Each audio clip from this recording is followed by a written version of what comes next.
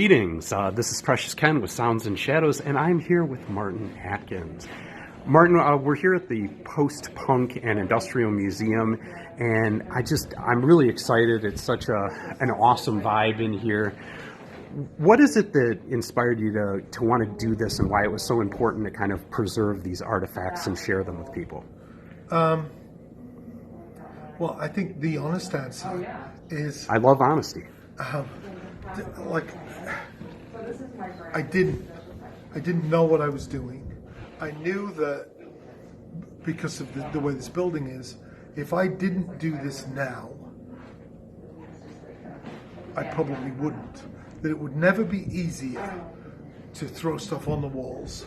And the backdrop, the Mexico backdrop, the Chris Connolly phenobarb, the Killing Joke, the Damage Manual, Test Department, all of this stuff kind of then inspired me to go through my ministry files and find this stuff, and the Swans and Throat Kill Cult and Psychic TV and all this stuff.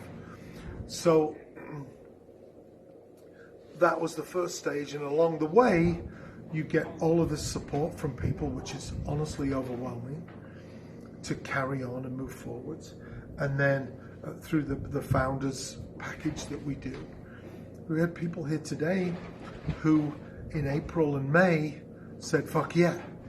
And really in April and May wasn't even saying fuck yeah. I'm like, what is this? What could it be?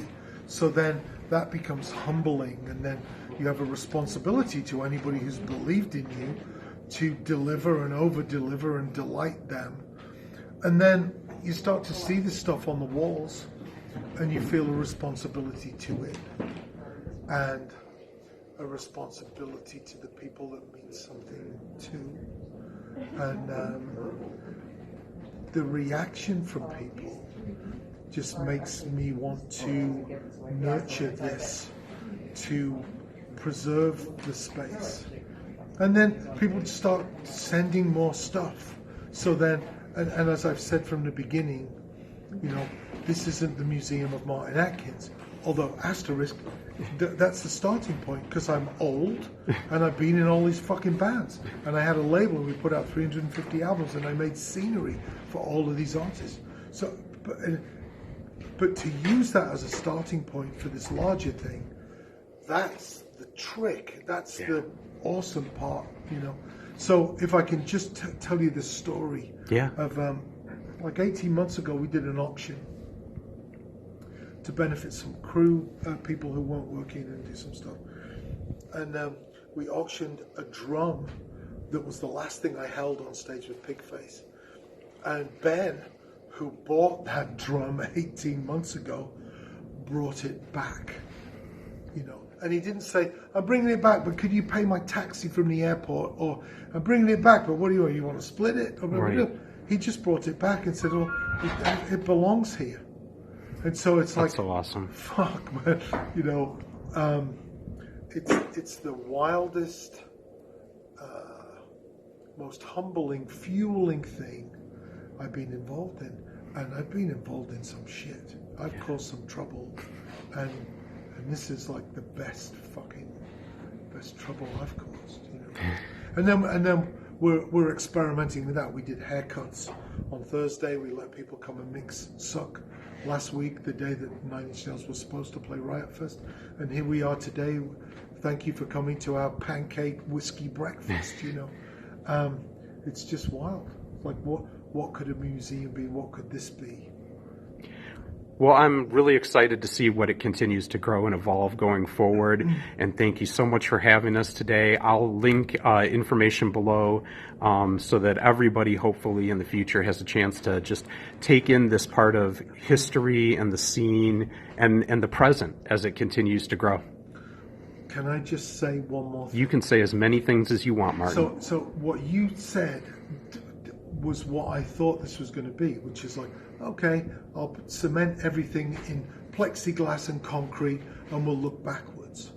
But the creativity just involved in making this place exist, the new coffee that we're doing with dark matter in a sandpaper bag, screen printed, inspired by Durutti Column with their Sandpaper album that Joy Division helped put together on Factory Records, and you find out that that itself was inspired by Guy Debord's book Memoir with the sandpaper cover.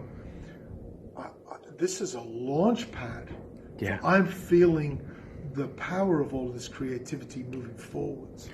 And it's great to look backwards and go, holy shit, I got into a fight with Gigi Allen wearing that suit. It's great, but what else happens is the exciting thing.